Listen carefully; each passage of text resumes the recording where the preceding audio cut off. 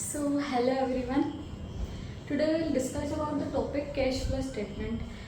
जैसा कि हमने पहले डिस्कस किया था कि हम first topic cash flow statement लेंगे. So let's start. सो यहाँ कैश फ्लो स्टेटमेंट का मीनिंग समझने के लिए हमको इंडिविजुअली कैश फ्लो स्टेटमेंट का मीनिंग समझना ज़रूरी है. तो कैश का मतलब तो जैसा कि हम सब जानते हैं मनी, पैसा. तो यहाँ पे हम कैश के साथ में कैश और कैश इक्विवेलेंट्स भी और लेंगे.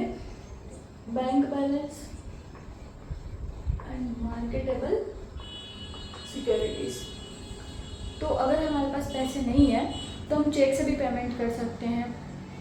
और अगर हमारे पास मार्केटेबल सिक्योरिटीज है तो हमको उनको बेच के पैसा मिल सकता है जब हम चाहे तब. तो वो भी हमारे एज ए कैश ही यूज आती है. तो जो कैश के साथ में हम लेंगे कैश एंड कैश इक्विवेलेंट्स. वैसे ही फ्लो का मीनिंग होता है, हिंदी मीनिंग अगर हम समझे तो बहाव. अब यहाँ क्या मीनिंग होगा, जैसे अगर बाल्टी है उसमें पानी भरा हुआ है तो उसको हम फ्लोइंग वाटर नहीं बोलेंगे. वैसे ही अगर हमें नल चालू करते तो उसको हम फ्लोइंग वाटर बोलेंगे. तो यहाँ पे कैश फ्लो का मतलब क्या है कि कैश में होने वाला चेंज. अगर हमारे पास कोई मशीनरी जो पहले 1 लाख रुपीज़ की थी लास्ट ईयर और इस साल वो 1.5 लाख रुपए की हो गई है, तो कैश फ्लो स्टेटमेंट में ना तो 1 लाख की एंट्री करेंगे ना तो 1.5 लाख की. यहाँ पे कैश में जो चेंज हुआ है 50,000, इसको हम कैश फ्लो स्टेटमेंट में इंक्लूड करेंगे. सो बेसिकली कैश में होने वाले चेंज को हम रिकॉर्ड करने के लिए कैश फ्लो स्टेटमेंट बनाते हैं. यहाँ इसमें अगर जो फ्लो होता है उससे हमारा कैश का बैलेंस इंक्रीज भी हो सकता है और कैश का बैलेंस कम भी हो सकता है. उसके लिए जो एक्टिविटीज़ होती हैं, cash flow from operating activities, cash flow from investing activities and cash flow from financing activities. यहाँ गिवन क्वेश्चन में हमको शुरू में ही पता चल जाएगी कैश का कितना फ्लो हुआ है. जैसे अगर लास्ट ईयर का कैश बैलेंस शीट में गिवन है 15,000 और करंट ईयर का कैश फ्लो है 20,000, तो यहाँ पे जो चेंज हुआ है 5,000, ये हमारा कैश फ्लो हम लेंगे. मतलब नेट इंक्रीज इन कैश में कैश एंड कैश इक्विवेलेंट्स 5,000.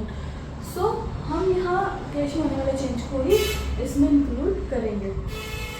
तो जैसे अगर हमारे पास closing balance of cash and cash equivalents मानोगे 20,000, opening balance of cash and cash equivalents 15,000, cash में नेट चेंज कितना हुआ है 5,000. तो जो 5,000 का कैश में चेंज हुआ है ये ऑपरेटिंग एक्टिविटीज से भी हो सकता है, इन्वेस्टिंग एक्टिविटीज से भी हो सकता है और फिनेंसिंग एक्टिविटीज से भी हो सकता है. तो हम यहाँ पे ये जो 5,000 का चेंज हुआ है उसमें माना कि 2,000 यहाँ से ऑपरेटिंग एक्टिविटीज से आए, 2,000 हमारे इन्वेस्टिंग एक्टिविटीज से आए और 1,000 हमारे, ऐसा मतलब कहीं से भी ये कैश फ्लो हो सकता है. तो हम उसको कैसे चेक करेंगे, यहाँ पे हम किसी भी बिजनेस को स्टार्ट करने का हमारा मोटिव होता है प्रॉफिट अर्न करना. तो हम जो डे टू डे एक्सपेंस होते हैं, सेल, परचेज, ऑफिस के expense, manufacturing expense, selling and distribution expense, advertising expense, तो इन सबको मैनेज करने के लिए, बिजनेस स्टार्ट करने के लिए हमको सबसे पहले फंड्स की ज़रूरत होती है. फंड्स रेज करने के लिए हम जो एक्टिविटीज़ करते हैं उनको हम फिनेंसिंग एक्टिविटीज़ बोलेंगे. अब हम फंड कहाँ से रेज कर सकते हैं, जैसे हम शेयर इशू कर सकते हैं, डिबेंचर इशू कर सकते हैं, बैंक से लोन ले सकते हैं. तो यहाँ हम देखेंगे कि शेयर इशू करके, डिबेंचर इशू करके, लोन लेकर हम अपना फंड रेज कर सकते हैं. तो कैश फ्लो पर फिनेंसिंग एक्टिविटीज़ में क्या क्या इंक्लूड करते हैं, issue of share and debenture. और फर्स्ट ये सेकेंड हमने क्या किया, बैंक से लोन लिया, लोन टेकन. अब हम क्या प्रेफरेंशियल का पेमेंट करेंगे, उसका रिडम्पशन करेंगे. तो हम शेयर इशू करके तो हम फंड रेज करके तो हमारा कैश का इनफ्लो होता है, ऐड होगा. और लोन टेकन करेंगे, बैंक से लोन लेंगे तो वो भी ऐड होगा. वैसे अगर हम प्रेफरेंशियल का रिडम्पशन करते हैं तो वो भी हमारा फिनेंसिंग एक्टिविटीज़ में इंक्लूड होगा, लेकिन उससे हमारा कैश का आउटफ्लो होता है. रिडम्पशन ऑफ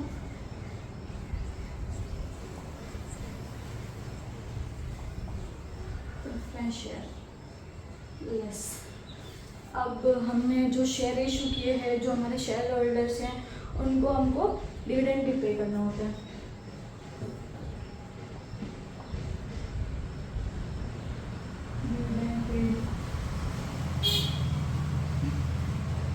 इंटरेस्ट पेड, सो ये भी हमको पेमेंट करने होंगे। एंड फिर जो यहाँ पे नेट बैलेंस आएगा, net cash flow financing activities. सो शेयर इशू करना, लोन लेना, फिर हम जो प्रेफरेंस शेयर का रिडम्पशन करते हैं तो कैश का आउटफ्लो होगा। वैसे ही हम शेयर होल्डर्स को डिविडेंड पेमेंट करेंगे, जो डिवेंचर होल्डर्स हैं उनको इन्वेस्ट का पेमेंट करेंगे। तो ये सब हमारी फाइनेंसिंग एक्टिविटीज है। अब हमारे पास फंड तो आ गए, अब हम बिजनेस स्टार्ट करने के लिए उनको कहीं ना कहीं इन्वेस्ट करेंगे। तो हम मशीनरी परचेज करेंगे, तो परचेज ऑफ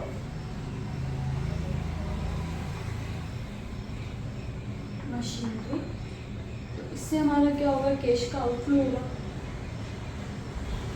अगर हमने मशीनरी को सेल किया, सेल ऑफ मशीनरी, इससे हमारे पास पैसे आएंगे, कैश इनफ्लो होगा। वैसे ही अगर हम शेयर इशू करते हैं फंड रेज करने के लिए, वैसे हम डिविडेंड की इनकम अर्न करने के लिए इन्वेस्टमेंट भी करते हैं शेयर्स में। तो अगर हमने शेयर में इन्वेस्टमेंट किया तो हमको डिविडेंड रिसीव हुआ, और डिवेंचर में अगर हमने इन्वेस्ट किया तो हमको इंटरेस्ट रिसीव हुआ। वैसे ही अगर हमारी कोई बिल्डिंग है जिसको हमने रेंट पे दिया हुआ है, तो वो भी हमने उसमें इन्वेस्ट ही किया हुआ है, बिल्डिंग बनाई थी तो इन्वेस्ट ही किया उसमें, तो इससे हमको जो रेंट रिसीव होगा वो भी हमारी इन्वेस्टिंग एक्टिविटीज में आएगा। तो जो डिविडेंड रिसीव्ड है इससे कैश इनफ्लो होगा, इनफ्लो इनफ्लो। तो cash flow from investing activities and cash flow from financing activities. यहाँ पे आएगा फिर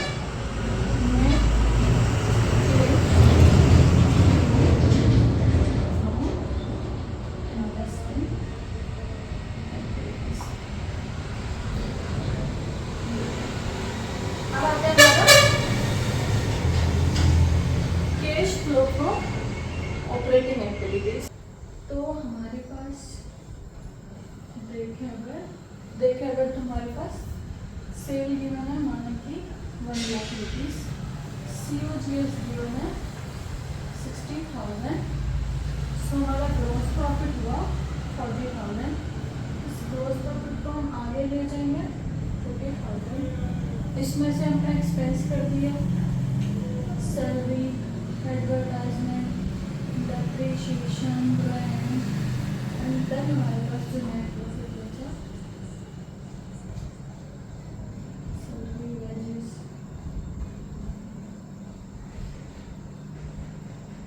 तो ये जो एक्सपेंस है 4,000, ये भी 4,000, ये भी 4,000, ये भी 4,000,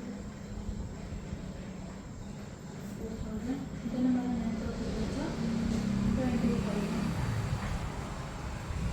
जो हम इनको यहाँ लिखते हैं, सबसे पहले हमारे पास क्या गिवन है, सेल हमारे पास है 1 लाख, COGS हमने देखा 60,000, जो कॉस्ट है तो हमारा जो ग्रॉस प्रॉफिट आया 40,000। इसमें से हमारे जो भी डायरेक्ट एक्सपेंस है, जो जिसमें कैश हुआ है, पहले हमारे पास सैलरी कितना 4,000, वेजेस हमारे पास है 4,000, एडवर्टाइजमेंट 4,000, अब रेंट 4,000। ये सारे एक्सपेंस इनको हमको लेस करना है ग्रॉस प्रॉफिट में से। अब जो डेप्रिसिएशन का एक्सपेंस है 4,000, क्या डेप्रिसिएशन में कैश हमारा यूज़ हुआ है? ऑब्वियसली नहीं, तो हम उसको कैश फ्लो स्टेटमेंट में नहीं ले सकते। तो यहाँ पे जो हमारा कैश फ्लो आएगा वो आएगा 24,000। अब यहाँ हमारा नेट प्रॉफिट आया 20,000, यहाँ हमारा आया नेट कैश फ्लो 24,000। तो ये ज़रूरी नहीं है कि जो हमारा P&L से हमको जो प्रॉफिट मिला है और जो हमारा net cash flow from operating activities है वो दोनों सेम हो। तो यहाँ हम अगर अब इसका जो है तो डायरेक्ट मेथड है, अब इनडायरेक्ट वो बेसिकली थोड़ा सा ईजी है। इसका हम जस्ट अगर रिवर्स कर दें तो अगर हम इसका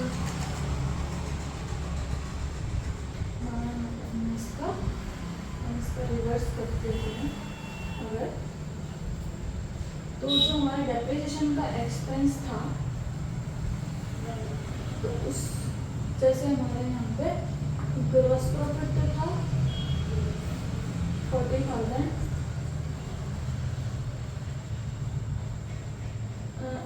जैसे हम अगर हमको रिवर्स कर दें इसको, हमको अगर नेट प्रॉफिट दे रखा है 40,000 20,000, और हम अगर इसमें जो नॉन कैश एक्सपेंस है लाइक डेप्रिशिएशन इसको ऐड कर दें 4,000, तो हमारा यहाँ पर 24,000 ये हमारा बताएगा इनडायरेक्ट मेथड। तो यहाँ पे कहने का मतलब इतना है कि जो कैश एक्सपेंस है उनकी लिस्ट हम नहीं बना सकते, लेकिन जो नॉन कैश एक्सपेंस है उनको हम लिस्ट कर सकते हैं।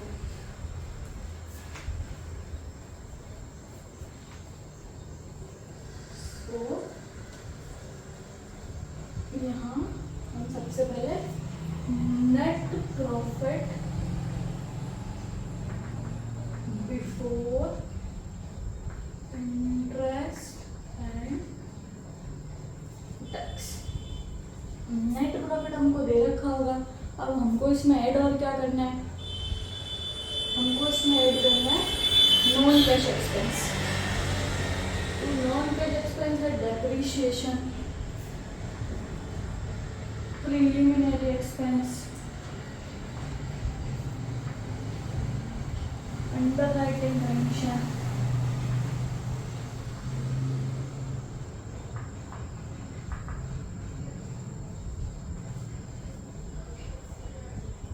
loss on sale of assets,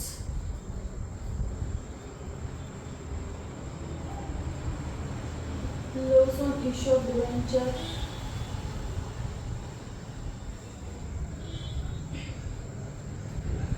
तो ये जो भी हमारे कैश, अब इसमें हमारा आएगा एक profit on sale of assets.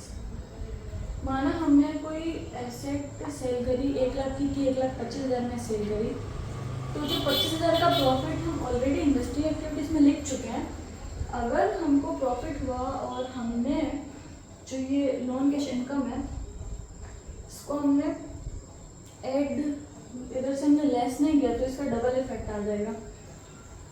और फिर ये हमारा आता है net cash flow before working capital change, ये आ गया, ये सब ऐड हो गया। यहाँ एक और आता है गुडविल रिटर्न ऑफ,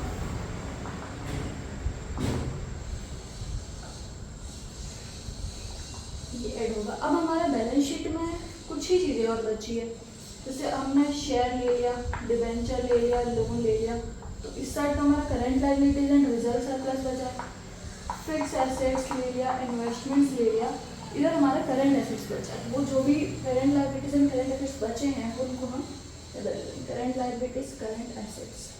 अब increase in current assets, increase in current liabilities, decrease in current liabilities, decrease in current assets. अगर हमारा करंट एसेट्स में इंक्रीज होता है तो हमारा कैश डिक्रीज होगा, मतलब आउटफ्लो होगा, कैश जाएगा, कम होगा। हमारा करंट एसेट्स डिक्रीज होता है तो हमारा कैश इनफ्लो होगा। वैसे अगर हमारा करंट लायबिलिटीज इंक्रीज होता है तो यहाँ पे पॉजिटिव वेरिएशन है, इंक्रीज होगा तो यहाँ पे कैश में इंक्रीज होगा, फ्लो होगा, और करंट लायबिलिटीज अगर हमारा डिक्रीज होगा तो हमारा कैश भी जाएगा। देन यहाँ पे जो आएगा net cash flow from operating activities, net cash flow from operating activities less tax.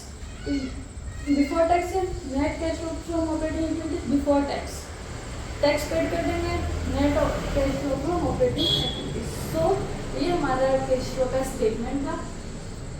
इसके बाद हम इसके एमसीक्यू करने वाले हैं नेक्स्ट वीडियो में। So thank you so much for watching and video अच्छे लगे तो लाइक शेयर एंड सब्सक्राइब करें।